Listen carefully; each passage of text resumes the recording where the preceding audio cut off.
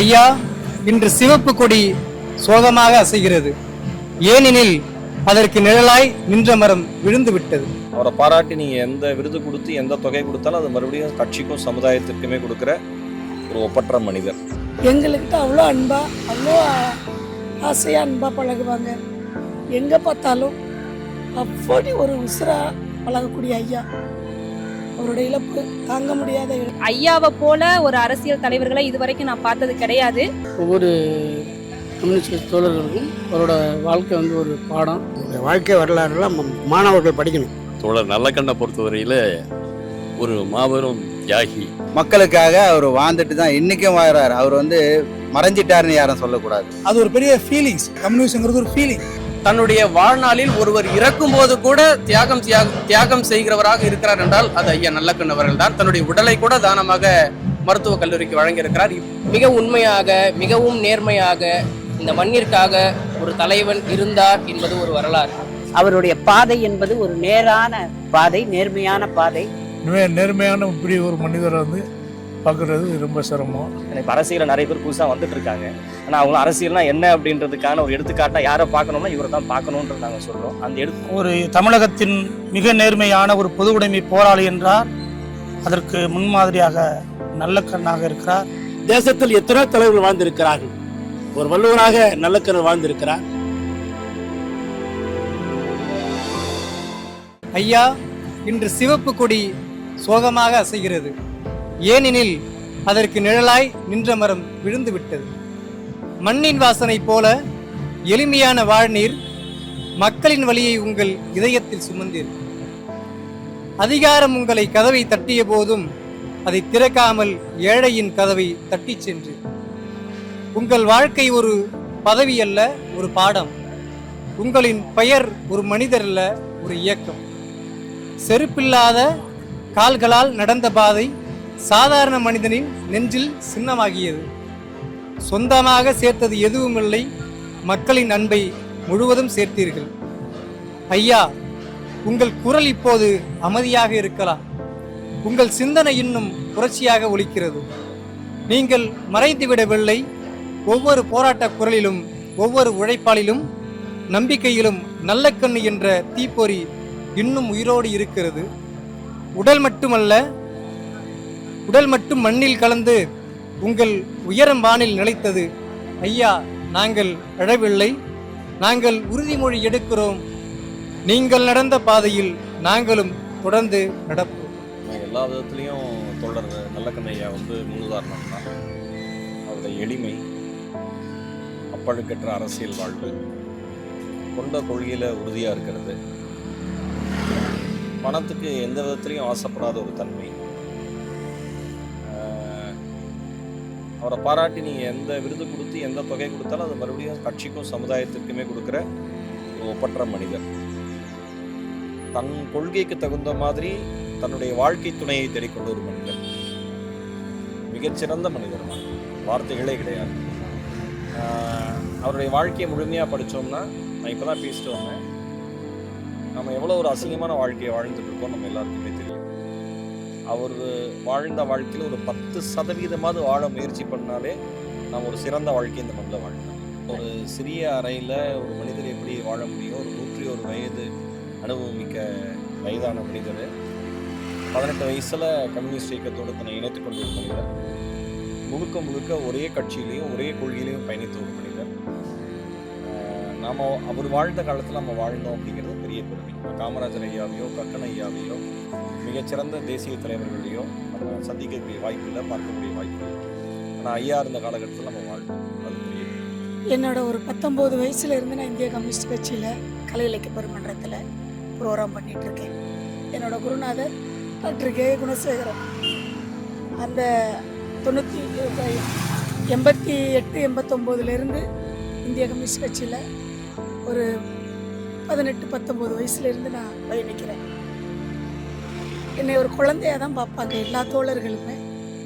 அதில் ஐயா நல்லக்கண்ண ஐயா என்னை ஒரு பேத்தி மாதிரி பராமரிப்பாங்க. எங்கே பார்த்தாலும் என்னோடய பேரை, எவ்வளோ பெரிய மேடையாக இருந்தாலும், எவ்வளோ பெரிய மினிஸ்டர் சிஎம்ஏ உட்காந்துருந்தாலும் என்னோடய பேரை உச்சரிப்பாங்க மைக்கில்.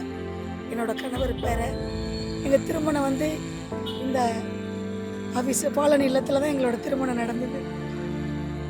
என்னோட கணவர் பேரை என்றைக்குமே மறக்க மாட்டார். அவர் ஒரு 20 வருஷமாக எனக்காக ஒரு சோலாப்பரி போர்வை எடுத்து பத்திரமா அதை பொக்கிஷமாக வச்சுருந்து திருவாரூர் மாவட்டத்தில் வந்து 20வது மாநாடு நடந்தது, மாநில மாநாடு. அந்த மாநாட்டில் கொண்டாந்து எனக்கு அன்பளிப்பாக கொடுத்தாங்க. அதெல்லாம் என்னால் மறக்க முடியாது. நான் அதை பொக்கிஷமாக நான் வச்சுருக்கேன். ஐயாவோட நினைவாக பொக்கிஷமாக வச்சுருக்கேன். நானும் என்னோட மகளும் பாடிய ஒரு ஆல்பம் வந்து நான் சின்ன வயசில் கம்யூனிஸ்ட் மேடையில் பாடுறேன். அம்மா அப்பா அவட சட்டை கிழிஞ்சு போச்சுதே, என்னை பள்ளிக்கூட பிள்ளையெல்லாம் கேலி பேசுதே அப்படின்ற பாடல். அந்த பாடலை மறாக்க செய்து நானும் என்னோட மகளும் பாடி ஐயா கையால் வந்து ஆஃபீஸில் வெளியிட்டோம். உன்ன மாதிரியே உன்னோட மகளையும் கொண்டு வந்துருமா, சினிமாவில் பாட வச்சிரு அப்படின்னு அவ்வளோ அழகாக அவ்வளோ பெருமையாக பேசினாங்க.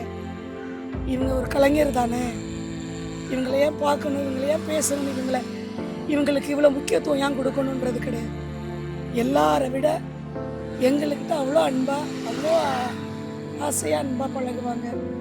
எங்கே பார்த்தாலும் அப்படி ஒரு உசுராக பழகக்கூடிய ஐயா.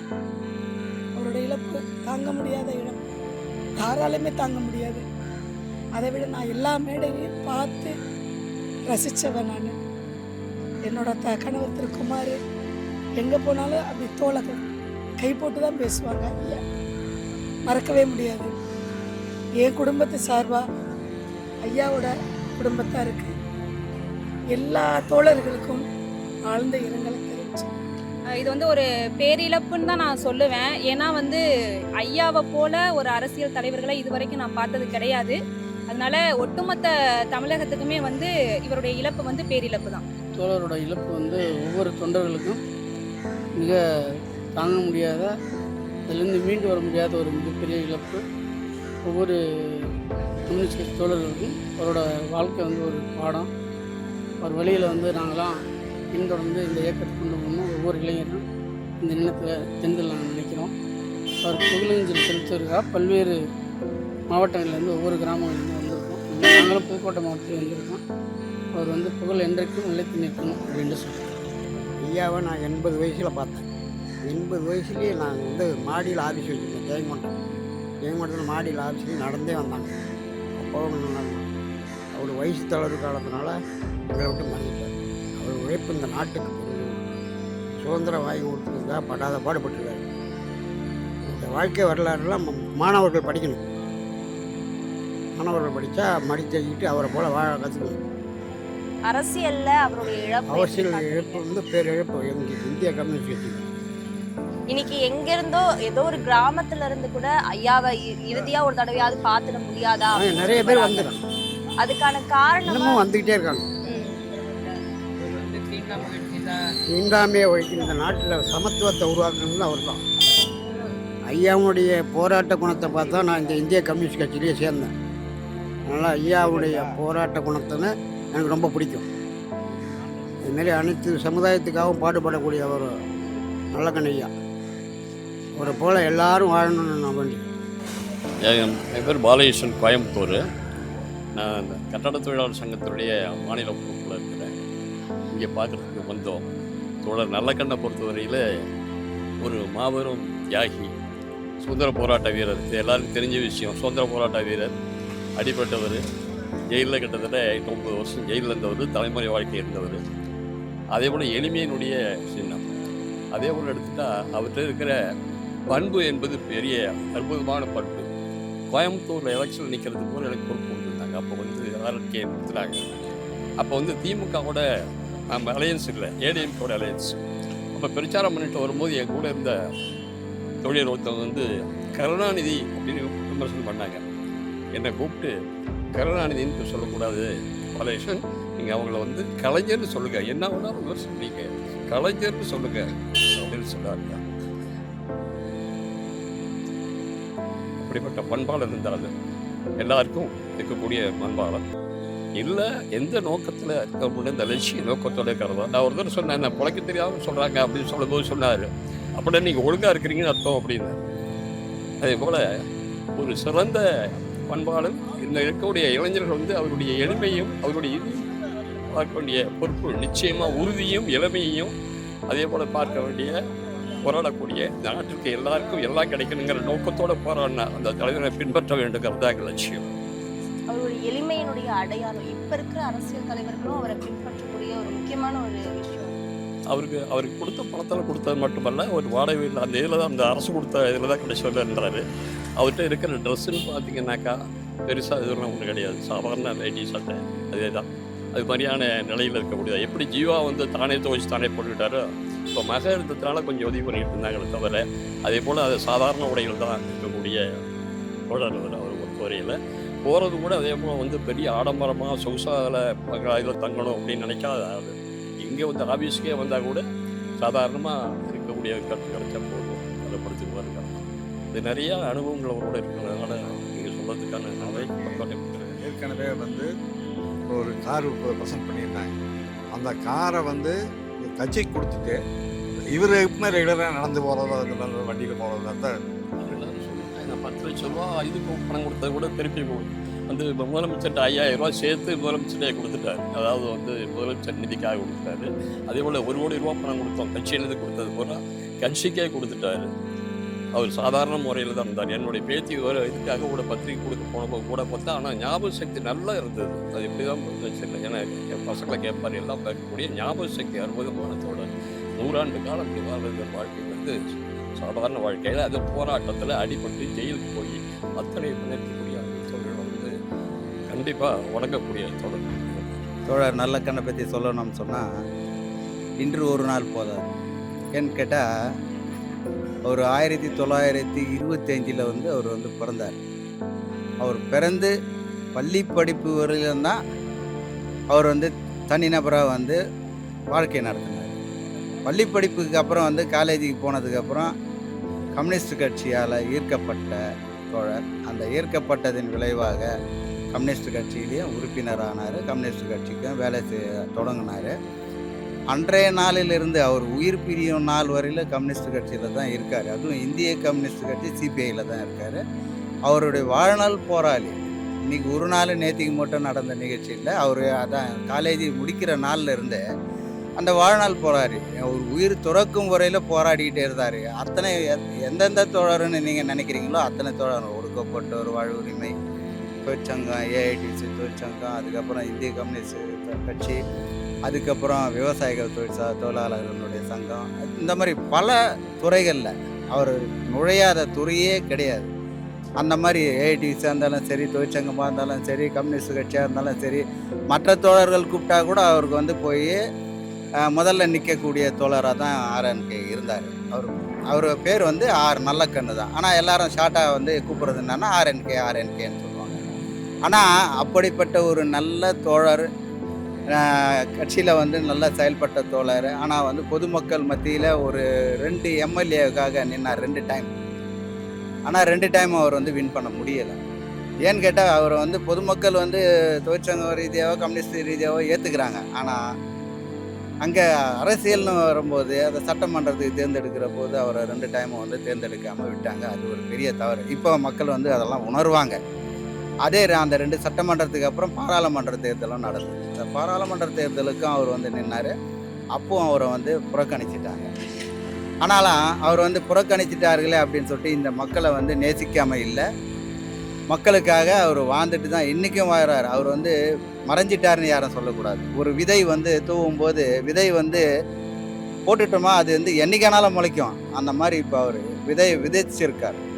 அது நாளைக்கு செடியாக வளர்ந்து மரமாகும்.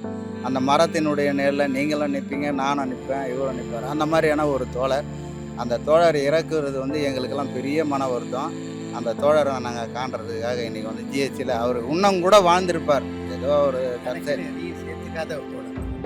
கணக்குன்னு எந்த பொருளையும் சேர்த்துக்காமல் இருப்பது, எதை கொடுத்தாலும் அது கட்சிக்காகவே கொடுத்து வாழ்க்கையை நிறைவு செஞ்சார். அதை போல ஒரு தோழரை நாம் இனி வாழ்க்கையில் பார்க்க முடியுமாங்கிறது. அவர் பிறந்தது வந்து ஒரு ஹையர் கேஸ்ட் தான்.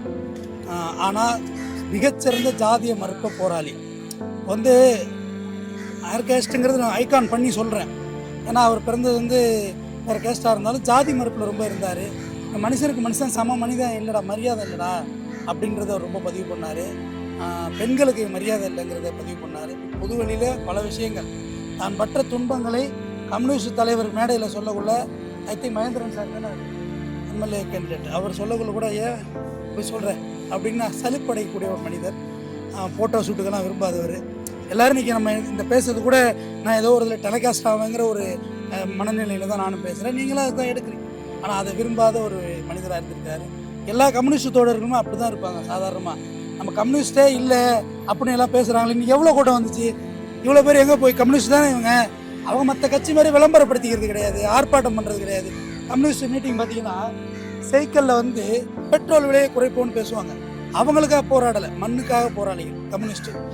மைனாரிட்டியாக குறைஞ்சிருக்கலாம் பார்வையாளர்கள், ஆனால் வந்து அது ஒரு பெரிய ஃபீலிங்ஸ். கமலஹாசன் சொன்னார்ல அன்பே சோதரில், கம்யூனிஸ்ட்ங்கிறது ஒரு ஃபீலிங். லவ் மாதிரி மிஸ்டர் ரோமியோ தாஜ்மஹால் உடஞ்சி போயிட்டா நீங்கள் லவ் பண்ணுறது நிறுத்திடுவீங்களா? அப்படி love is a feeling man. Per communism கூட அப்படி தான். அது மார்க்ஸ் தான் எழுதினார். அவர் எழுதுறதுக்கு முன்னாடியே அந்த ஃபீலிங்ஸ் வந்துருச்சு எல்லா இடத்துலையும் அப்படின்னு சொல்லுவார். காமராஜர் அரங்கத்தில் அவருக்காக வந்து விழா எடுத்தாங்க. 80வது ஆண்டு விழாவில் கலைஞர் ஐயா வந்திருந்தார். அவருக்காக நிதி வந்து ஒரு 1 கோடி ரூபாய் கொடுத்தாங்க. ப்ளஸ் ஒரு வண்டி 4 வீலர் இனோவா கொடுத்தாங்க. ரெண்டுமே தன்னுடைய கட்சிக்கு சிபிஐ கொடுத்துட்டாங்க. எல்லாருக்கும் அந்த மனசு வராது. ஒட்டுமொத்தமாகவே இது தமிழ்நாடு இந்தியா மட்டும் இல்லை, ஒட்டுமொத்த உலகமே இதற்கு வந்து ஒரு பேரிழப்பு தான் சொல்லணும். ஏன்னா அந்த எளிமையின் சிகரம் அப்படின்னு சொன்னால் அது நல்லக்கண்ணையை தவிர வேறு யாரும் இருக்க முடியாது. சிகரம் என்று சொன்னால் அது உச்சத்தை தொட்ட அளவுன்னு சொல்லுவாங்க. அப்போ இது எதில் இவர் வந்து உச்சத்தை தொட்டார் அப்படின்னு சொல்லி பார்த்தோன்னா, எளிமையை ஒரு ஆகச்சிறந்த ஒரு உச்சத்தை வந்து நல்லக்கண்ணையை தான் தொட்டிருக்காரு. தகைசால் தமிழர் விருது வாங்கியிருக்காரு. இன்னொன்று தமிழ்நாடு அரசு அறிவித்த இந்த பரிசு தொகையை கூட என்ன பண்ணிருக்காருன்னா திருப்பி 5000 ரூபாய் சேர்த்து வந்து கொடுத்து அவங்களுக்கு வந்து கொடுத்தாரு. அதே போல் அவருடைய பிறந்த நாளில் வந்து கட்சியின் சார்பாக வந்து அவருக்கு வந்து 1 கோடி ரூபான்னு நினைக்கிறேன் அவங்க கொடுத்தாங்க.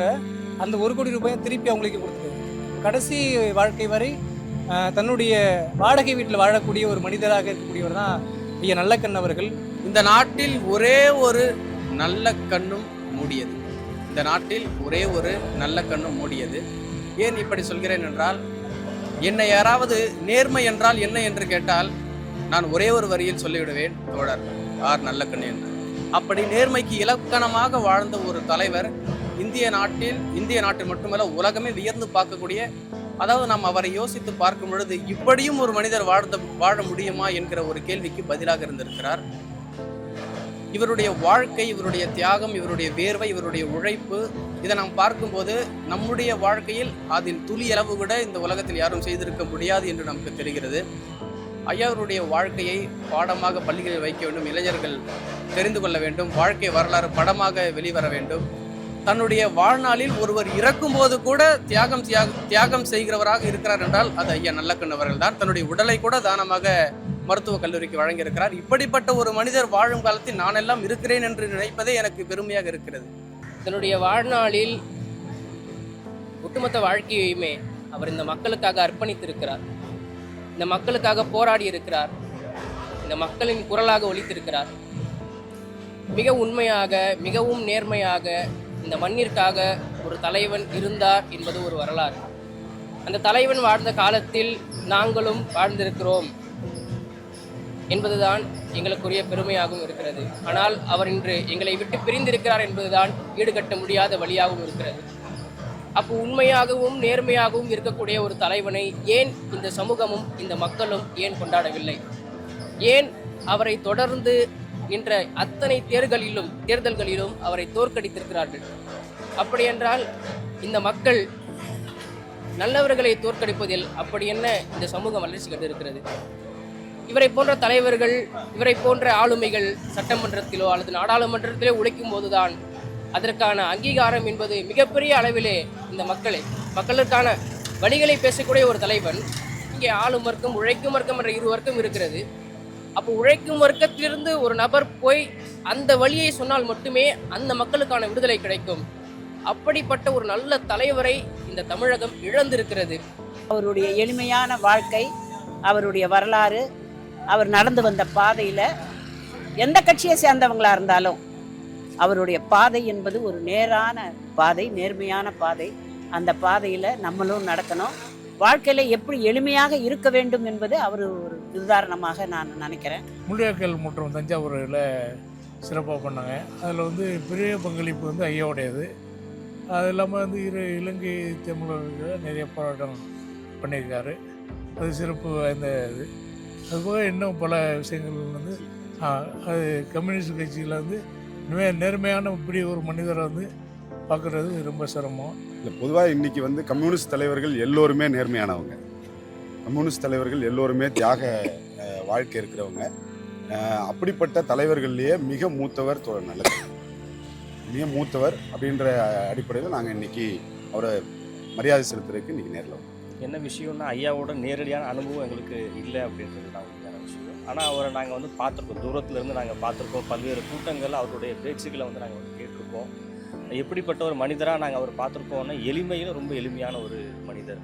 அதே போல் என்னென்னா அவருடைய ஒரு 15 வயசுலேயே வந்து அரசியல் ஈடுபாட்டுக்குள்ளே வந்து என்னென்னா அவர் படிப்பை திறந்தவர்.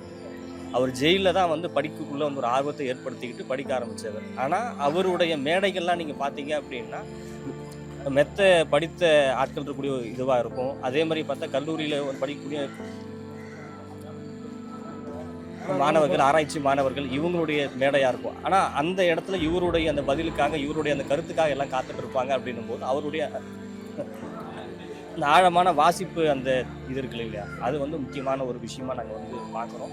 ஏன்னா வந்து ஒரு கொள்கை சார்ந்த ஒரு இயக்கத்தில் தொடர்ச்சியான ஒரு வாசிப்பு, சமூகம் சார்ந்த அந்த விஷயங்களை உள்வாங்கக்கூடிய அந்த விஷயங்கள் பார்த்தீங்கன்னா அவர் ஆக்டிவாகவே இருப்பார். அதுதான் விஷயம். சொன்னாக்கா நீங்கள் கம்யூனிஸ்டுகளுக்கு வந்து ஓட்டு போட்டாக்க அவங்க ஜெயிக்க மாட்டாங்க அப்படின்னு சொல்லிட்டு இது பொதுவான பார்வையாக தான் இருக்குது ஒழிஞ்சு.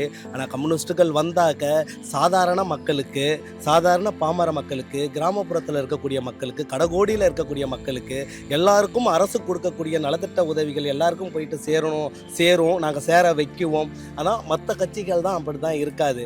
இது என்னன்னு சொன்னாக்கா கொஞ்சம் ஒரு கிட்டத்தட்ட பார்த்தீங்கன்னு சொன்னாக்கா ஒரு 3/4 நூற்றாண்டு காலமாகவே வந்து இங்கே வந்து ஒரு சில அரசியல் கட்சிகள் தான் வந்து பார்த்தீங்கன்னு சொன்னாக்கா நான் தான், நீ தான், இது என்னுடைய கட்சி அப்படி தான் சொல்லிக்கிட்டு இருக்கிறாங்களே ஒழிஞ்சு இது பொது உடைமை கட்சியை வந்து யாரும் பெருசாக வந்து நேசிக்கிறது கிடையாது. காரணம் என்னென்னா இன்றைக்கி வந்து ஓட்டுக்கு காசு வாங்கிட்டு ஓட்டு போடுற மக்களாக இருக்கிறாங்களே ஒழிஞ்சு கொள்கைக்காக மக்கள் யாருமே பெருசாக இல்லை என்று சொல்கிறது தான் இப்போ இருக்குது. இப்போ ஏதாவது ஒரு அரசு அறிவிக்கக்கூடிய ஒரு வேலை வாய்ப்பு, மற்றது வந்து ஒரு வளர்ச்சி திட்டங்கள், இதில் எல்லாம் வந்து கொள்ளடிக்கக்கூடிய அரசுக்கு தான் வந்து மக்கள் வந்து ஓட்டு போடுது. ஆனால் நியாயமாக மக்களுக்கே பாடுபடணும், மக்களுக்கு போராடணும், மக்களுக்கு வாங்கி தரணும் அப்படின்னு சொல்கிற அரசுக்கு வந்து ஓட்டு போடுறதுக்கு முன் வர மாட்டுறாங்க. ஒடுக்கப்பட்ட விவசாய தொழிலாளர்கள் மற்றும் விளிம்பு நில மக்களுக்காக தன் வாழ்நாள் முழுவதும் போராடி ஒரு நேர்மையாக, ஒரு தமிழகத்தின் மிக நேர்மையான ஒரு பொது உடைமை போராளி என்றால் அதற்கு முன்மாதிரியாக நல்லக்கண்ணாக இருக்கிறார். அப்படிப்பட்ட அவருடைய இந்த இறப்பு ஒட்டுமொத்த பொது உடைமை இயக்கங்களுக்கும், பாட்டாளி வர்க்கத்திற்கும், இந்திய கம்யூனிஸ்ட் கட்சிக்கும் பேரிழப்பாகும். இது போன்ற மீண்டும் ஒரு நல்லக்கண்ணை நாம் தேடுவது தமிழ் சமூகத்தில் கிடைக்காத ஒன்று. இல்லை, ஐயா போல் இனிமேல் அந்த மாதிரி ஒரு தலைவர் கிடைப்பாங்கன்னா வாய்ப்பு கம்மி தான். ஏன்னா காலங்கள் தள்ளி இன்றைக்கி இருக்கிற சூழ்நிலையெல்லாம் பார்த்தோன்னா அந்த மாதிரியான ஒரு தலைவர்கள் உருவாகிறது எண்ணி பார்க்குற அளவுக்கு தான் இருக்காங்க. இனி வரும் இந்த இளைய சமூகம் அரசியலில் ஈடுபட்டாங்க அப்படின்னாலும் இந்த மாதிரி ஐயாக்கண் போன்ற தலைவர்களை முன்னுதாரணமாக எடுத்துகிட்டு இந்த சமூகத்தை கொண்டு போகணும்னு நான் நினைக்கிறேன். தோழர் நல்லக்கண் அவர்கள் ஒரு மகத்தான தலைவர் என்பதை நாடறியும். நாங்கள் விழுப்புரம் மாவட்டம் கிராமப்புறத்திலிருந்து கட்சி பணியாற்றி இருக்கின்றோம். தோழர் நல்லக்கரோடு நேரில் சந்தித்து பழகக்கூடிய வாய்ப்பு எங்கள் கட்சி அலுவலகத்தில் விழுப்புரத்தில் வாய்ப்பு கிடைத்தது. நான் முதல் கண்ட தோழர் நல்லக்கண் அவர்களை பார்த்தபொழுது எங்கள் கட்சி அலுவலகத்தில் குடித்துவிட்டு உணவு அருந்திவிட்டு அவர் அருந்திய பிளேட்டை கூட நாங்கள் எடுப்பதற்கு அனுமதிக்காமல் என் வேலையை நானே செய்து கொள்கிறேன் என்று பிளேட்டை எடுத்துக்கொள்வார். குளித்துவிட்டு துணியை துவைக்கிற பொழுது துணியை அலசி காய வைக்க வேண்டும் என்று நாங்கள் வேண்டுகோளை கேட்போம். அதை கூட எங்களுக்கு வழங்காமல் மறுத்து விடுவார். தன்னுடைய வேலையை பிறர் யாரும் செய்யக்கூடாது, தன் வேலை தானே செய்யக்கூடிய ஒரு அற்புதமான ஒரு மாமனிதர். குறிப்பாக நல்லக்கண் என்று சொன்னால் கிராமப்புற பாட்டாளி வர்க்க மக்களுடைய உரிமைகளை மீட்டெடுப்பதில் ஒரு மகத்தான ஒரு வரலாறு படைத்த தலைவராக நாடு முழுவதும் உணர்ந்திருக்கிறார்கள். போராட வர்க்கத்துக்கு ரொம்ப இழப்பு. போராட வர்க்கத்துக்குனாக்க வழிகாட்டியாகவும் துணையாகவும் நிற்கிறவர். அதனால் போராட்ட வர்க்கத்துக்கு கம்யூனிஸ்ட் கட்சிகளுக்கு இப்போ பேர் இழப்பு தான்.